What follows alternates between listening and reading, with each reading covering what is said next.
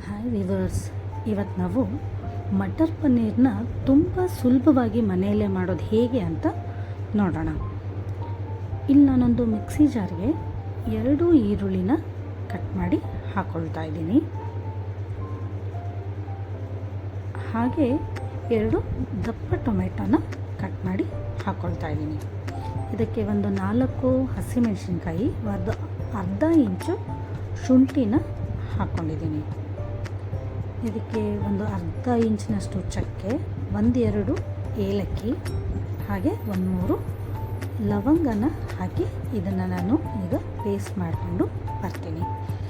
ಹಾಗೆ ಗ್ಯಾಸ್ ಮೇಲೆ ಒಂದು ಬಾಣಲೆನ ಇಟ್ಬಿಟ್ಟು ಇದಕ್ಕೆ ಒಂದು 3 ಸ್ಪೂನಷ್ಟು ಎಣ್ಣೆನ ಹಾಕಿ ಇದಕ್ಕೆ ಒಂದು ಪಲಾವ್ ಎಲೆನ ಹಾಕಿ ಅದು ಬಿಸಿ ಆಗ್ತಾ ಇದ್ದ ಹಾಗೇ ನಾವು ಮಿಕ್ಸಿ ಮಾಡ್ಕೊಂಡಿರೋ ಅಂಥ ಟೊಮೆಟೊ ಮತ್ತು ಈರುಳ್ಳಿ ಗ್ರೇವಿನ ಹಾಕ್ಕೊಂಡು ಇದನ್ನು ಚೆನ್ನಾಗಿ ಮಿಕ್ಸ್ ಮಾಡ್ಕೊಳ್ಳೋಣ.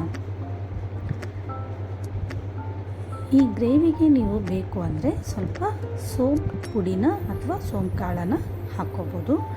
ನಾನು ಅದೆಲ್ಲ ಚೆನ್ನಾಗಿ ಬೇಯ್ತಾ ಇದ್ದ ಹಾಗೆ ಇದಕ್ಕೆ ಒಂದು ಅರ್ಧ ಟೀ ಸ್ಪೂನಷ್ಟು ಜೀರಿಗೆ ಪೌಡ್ರು, ಹಾಗೆ 1 ಸ್ಪೂನು ಗರಂ ಮಸಾಲ, ಒಂದು ದೊಡ್ಡ ಸ್ಪೂನಷ್ಟು ಅಚ್ಚ ಖಾರದ ಪುಡಿ, ಹಾಗೆ ಅರ್ಧ ಟೀ ಸ್ಪೂನಷ್ಟು ಅರಿಶಿನ ಹಾಕ್ಕೊಂಡು ಇದನ್ನು ಚೆನ್ನಾಗಿ ಮಿಕ್ಸ್ ಮಾಡ್ಕೊಳ್ತಾ ಇದ್ದೀನಿ.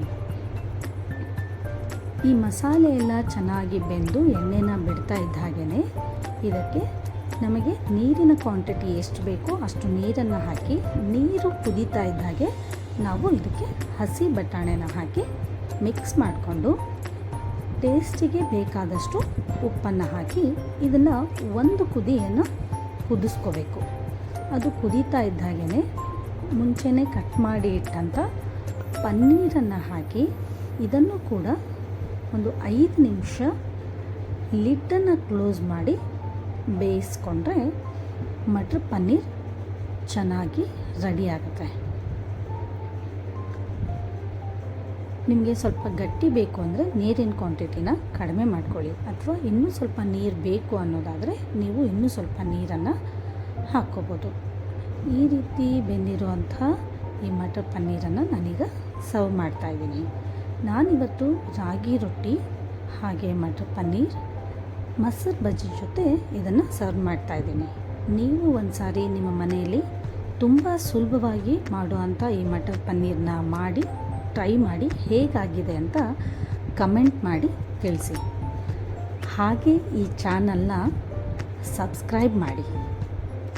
Thank you.